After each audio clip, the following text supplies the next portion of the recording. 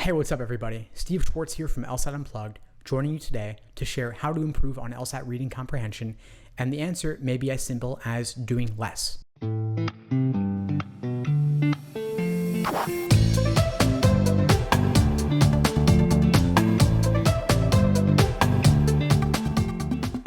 So the reason I'm making this video is that I find that far too many students are doing too much work when it comes to LSAT reading comprehension, and the work that they're doing is actually counterproductive.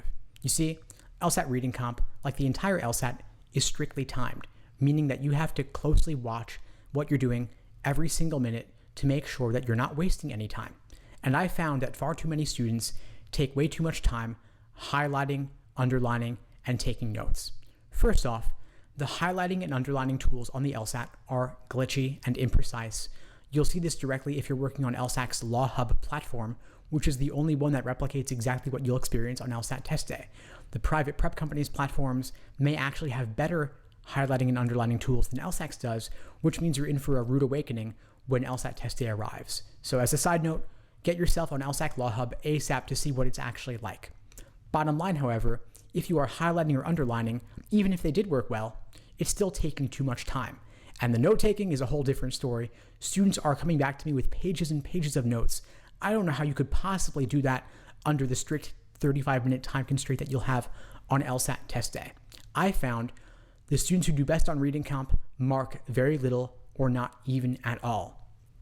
Obviously, it can take some time to get there, but the sooner you get there, the sooner you work towards getting there, the better, because it takes time to write things down and it takes time to read things, and what you're writing down may end up not even being useful when it comes to solving the questions, which is, of course, what this is all about, right? So if you're going to write anything down, I recommend you simply write down what is the main idea, what is the author's opinion, just in roughly 5 words or so.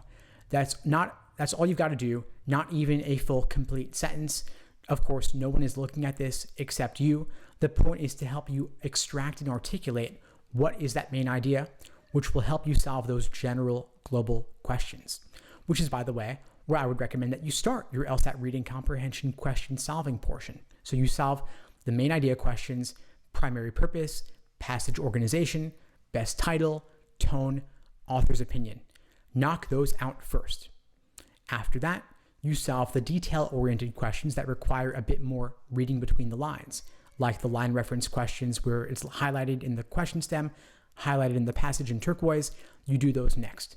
Then finally, you do the more inferential questions that require a bit more reading between the lines, the ones that are a bit more open-ended, like asking, what would the author be most likely to agree with?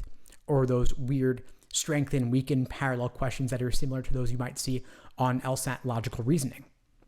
These, of course, will be the toughest. I do recommend saving those for last. And the idea here is that you layer your understanding, build it up, and build your confidence as well by solving those main idea questions first, then detail, then more inferential questions, while, of course, taking very few notes. Because after all, if you were to spend any longer than 3 minutes on your initial read of the passage, you already then have less than a minute per question on average to actually solve the questions, which, of course, is what you're going to be evaluated on. That's what impacts your score. I hope you found this video helpful. If you did, please like the video, leave a comment, and subscribe to the channel if you haven't done so already. It really does help with that YouTube algorithm, and I really do appreciate it. And by the way, I put together a free, easy LSAT cheat sheet to help you jumpstart your prep, link below the video, help you get your first 10-15 points. Beyond that, if you're looking for more support, we've got live online classes via Zoom, on-demand video courses, small group coaching, and one-on-one coaching. In the meantime, I wish you all the best and take care.